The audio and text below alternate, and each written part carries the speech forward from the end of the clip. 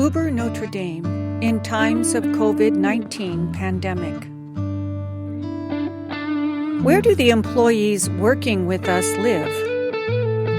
What means of transportation do they use to come to work?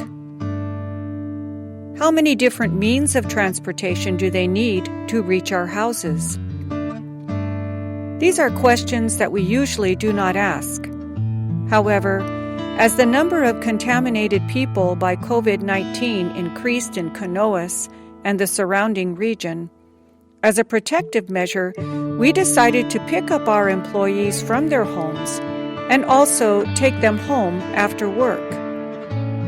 To do that, the information mentioned above became necessary.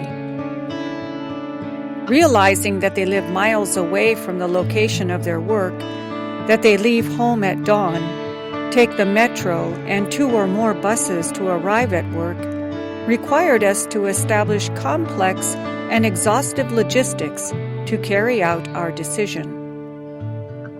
From the beginning of July until now, a task force has been set up which counts on the generosity of our sister drivers and some employees to undertake this mission.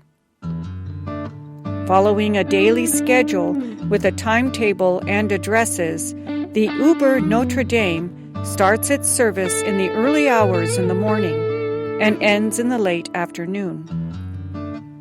With this measure in place, we were able to carry on with our routine in Recanto Aparecida, the assisted living for our elderly sisters, making sure that our sisters, collaborators, and their families are protected.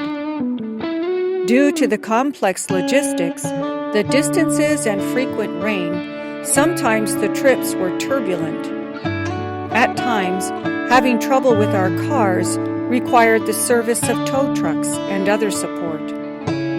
Since the beginning of the pandemic, we also adopted this plan to get our sisters to places according to their most varied needs. Uber Notre Dame takes people for shopping, medical appointments, and lately travels long distances to pick up and take back the sisters who come to Sitio Notre Dame for their annual retreat. Often we hear our collaborators joyfully say, "The sister knows where I live," and how wonderful to be picked up and dropped off right at the gate of my house. They are very grateful for all the care they are receiving from our province.